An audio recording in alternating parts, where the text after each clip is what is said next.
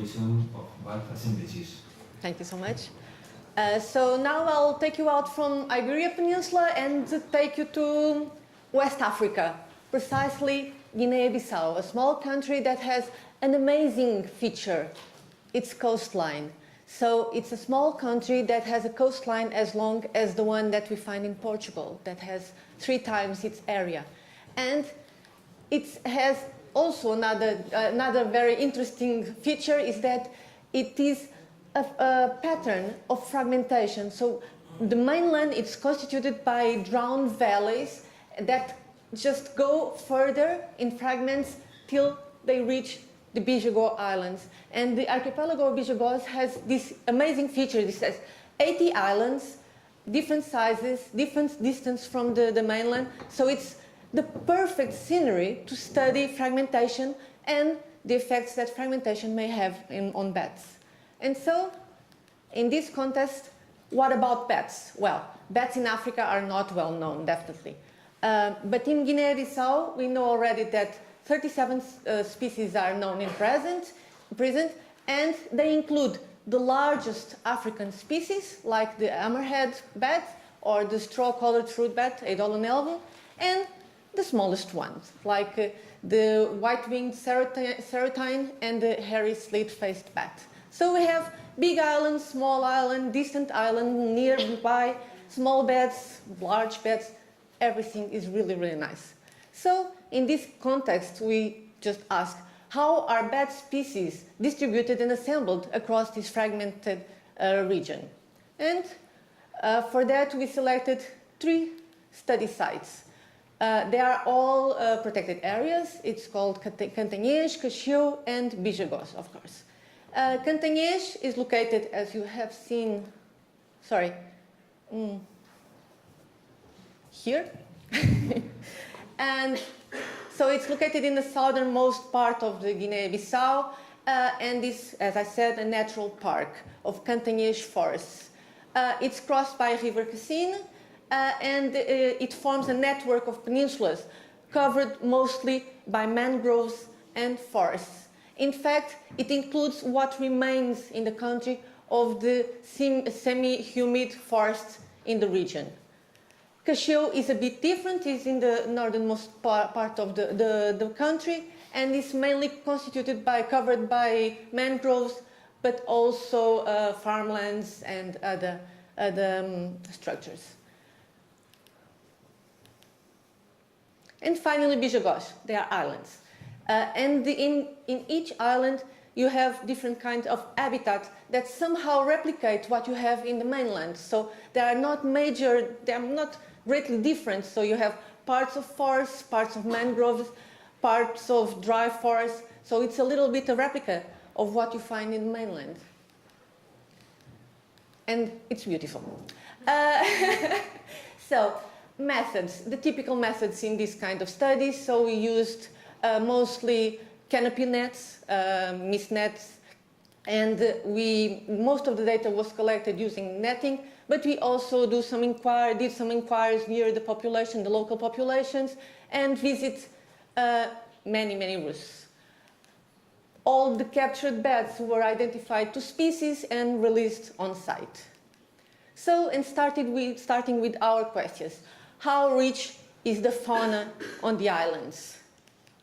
So we compared the mist net capture success both in the islands and in the mainland.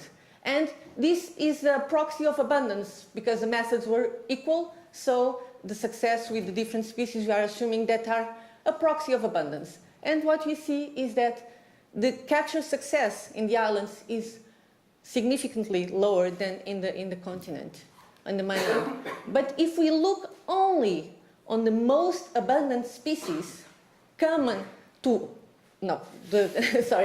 if we look to the species that are common in the mainland, they occur in the mainland and in the islands, we see that the difference between the success or the abundance of those species is not so great, okay? So they are mostly the 8 species that occur both in the archipelago and in the mainland are equally abundant, okay?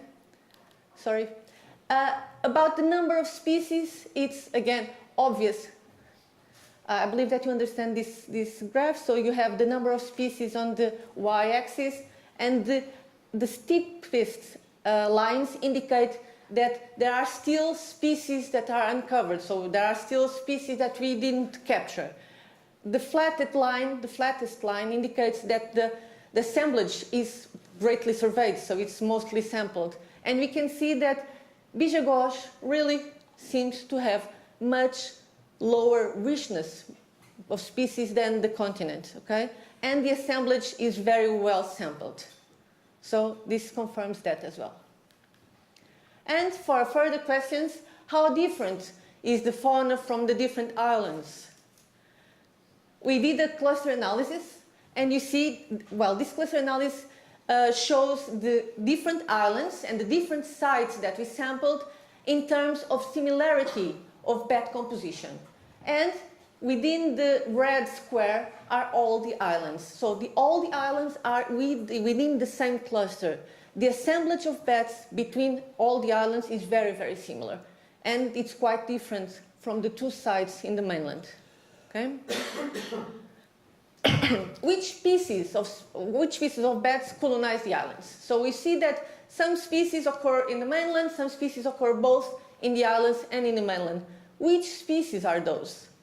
So we did another cluster analysis, and this time only with the bats. So these bats are the ones that occur in the islands, all grouped together again, see? And the others that occur also in the mainland are separated in different clusters.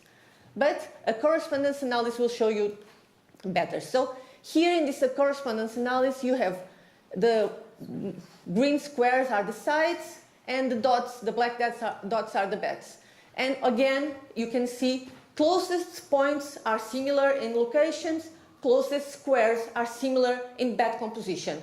And you see that all the islands are located nearby and in the center of the axis. And this proves that the most widespread, the species that occur everywhere are the ones that occur in the islands, okay? And we did, and let me just add one thing.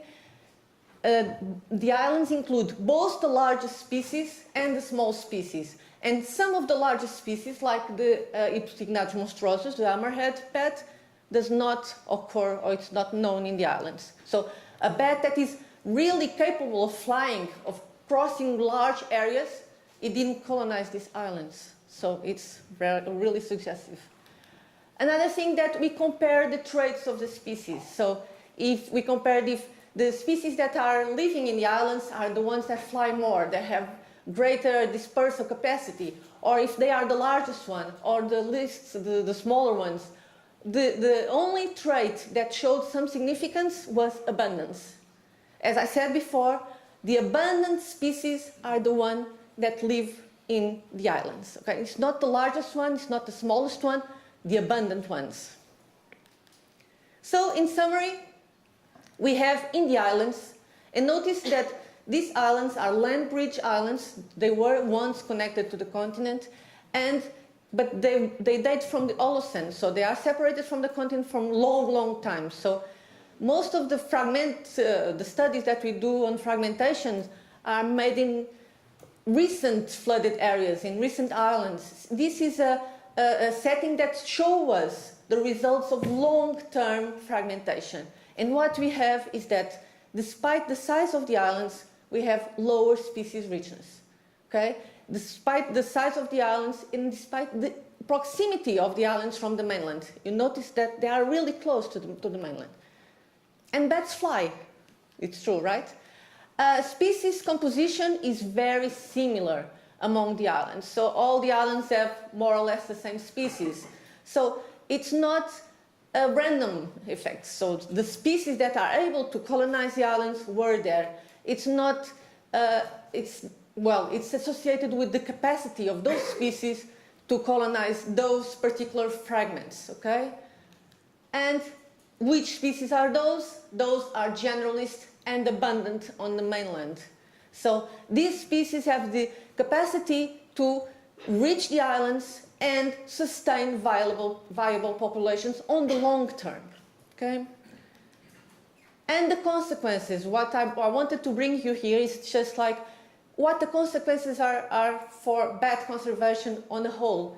Think that most of these islands are larger than most of the protected areas that we have in Africa, for instance, or even in Europe.